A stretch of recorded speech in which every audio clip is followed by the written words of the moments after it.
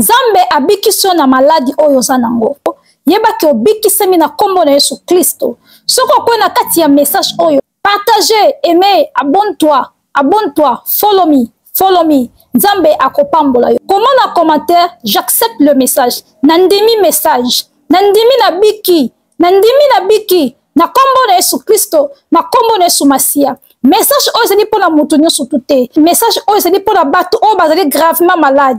Bato oyo baza kobela, baumena ba maladi ya douleur, ba malade mikolo. Mbeto hôpital komba mbeto na bango ya kolalela. E komela bango chaque jour kaka nanda ko hôpital. Soki umena kati hôpital, soko za kati hôpital, yeba ke ngongo na ko bimekoki. Nzamba lobi na biso yo okokufa te. Tu ne mourras pas, tu vivras et tu raconteras le merveille de l'Éternel. Okomona bolamu ya Nzambe na vie na yo. Soki ko na message oyo, loba je reçois ma guérison. Nandimi message oyo. Nandimi kobikisa manangai. Maladi oyo esili. Loba na monoko no pe tatola ke Nzambe azali munene. Parce que mutu nyonso tout ko la message oyo. Message oyo soko ko inango parce que ozali destiné. Abonne-toi, partagez oza sous maladie. Nzamba sukoli makila na yo. Nzamba sukoli makolo na yo. Nzamba sukoli misu na yo. Asukoli nzoto no mobimba. Nzamba nettoyer mobimba. Nzamba sukoli ko am esprit na yo. Nzamba petoli yo. Soki message ezali ya yo. Soko zana kondima. Soko zali d'accord. Komela ngala ndimi. Pena yami message oyo. Na kombo na Yesu Kristo. Na kombo na makila na Yesu. Na bikisami. Koma na bikisami. Tatola na monoko na yo ke Nzamba bikisinga. Soki message oyo kweleli yo na mokola lelo parce que vous êtes destiné à kubikisama. Parce que Nzamba linga bikisa yo. Nzamba babi na ngala prophétiser. Bato baza kati hôpital. Bazolela. Pasi zo silate. Ba dépense ya bakisi. Ba pesi ordonnance. Mbongo ezali te. Papa za na hôpital. Mama za na hôpital. Bandeko baza na hôpital. Zo senga bino ba ordonnance.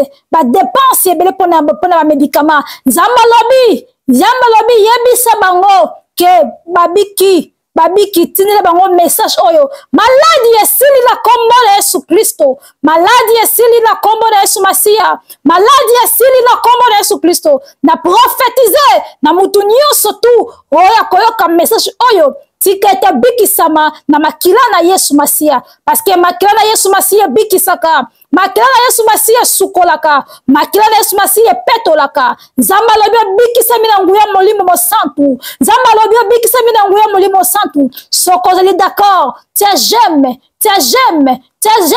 mais partager. Les alliés hasard toko na message oyo. Message oyo zali pour la mutu nyonso tu oyo zali ko bela. Oyo zali ko kandoto pasi. Nzamba lobi na ebisayo obikisami. Bika na kombo na Yesu Masia. Lobela ngai, komela ngai j'accepte. Nandimi kobika na ngai. Nzamba bikisinga. Tatola ke Nzamba zali munene na bomoi na yo. Nzambe ya pambola yo. Partagez.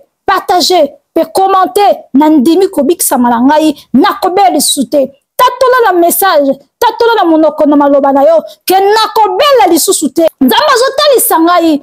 Batu mususu kazi mbongo akoi malade. Soka zuka kambongo akoi malade. Soka zuka kambongo akoi malade. Nzamba ibanda lelo malade ne sili.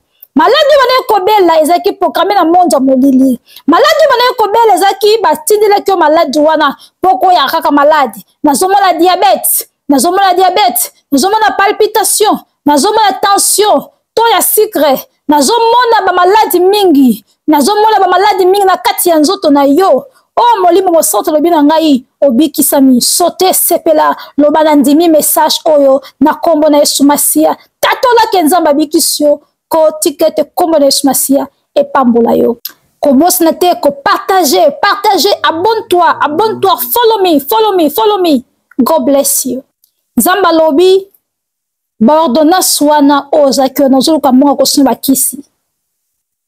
Mela bakisi na yo meba ke sobikisami. Nzamba pesi monga bakisi.